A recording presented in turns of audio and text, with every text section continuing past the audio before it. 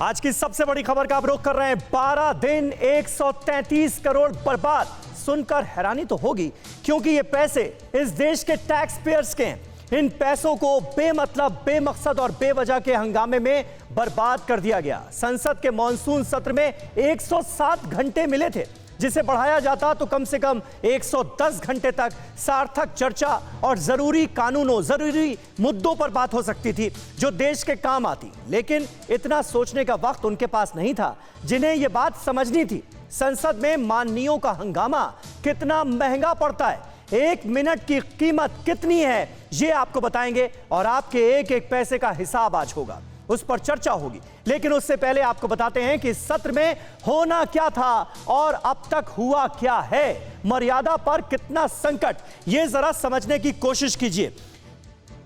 होना क्या था? बिलों पर चर्चा होनी थी, सवालों पर चर्चा होनी थी, जनता के काम की बात होनी थी, जनता से जुड़े मुद्दे उठने थे। और हुआ क्या है? नॉन स्टॉप हंगामा और नारेबाजी ही ज्यादातर नजर आई है और संसद की कार्यवाही सुचारू रूप से चल ही नहीं पाई। कीमती वक्त और जनता के पैसे की भारी बर्बादी ये नहीं है तो और क्या है? 133 करोड़ टैक्स पेयर्स के पैसे बर्बाद हुए हैं संसद की पिछले 2 हफ्तों की कार्यवाही में। 12 दिन में 133 करोड़ बर्बाद, इसीलिए हम कह रहे हैं कीमती वक्त और जनता के पैसे की बर्बादी। पीएम मंत्रियों का इंट्रोडक्शन तक नहीं करा पाए।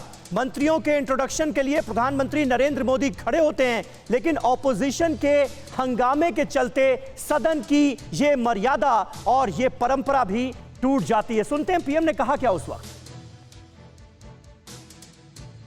होता हर बैंक पर से बैंक को थपथपा करके उनका गौरव किया गया होता, लेकिन शायद देश के दलित मंत्री बने, देश की महिला मंत्री बने, देश के ओबीसी मंत्री बने, देश के किसानों के बेटे मंत्री बने।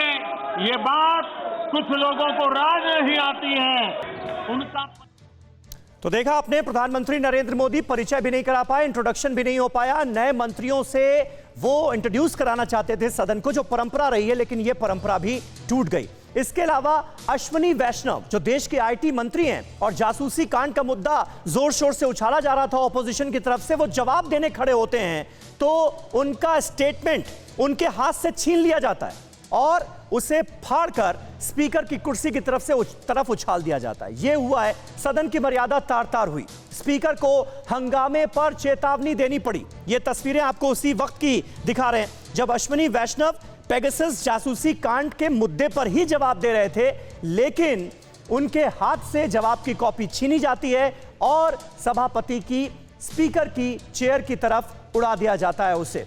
यह सब कुछ हुआ और आखिर इसके लिए जिम्मेदार कौन है?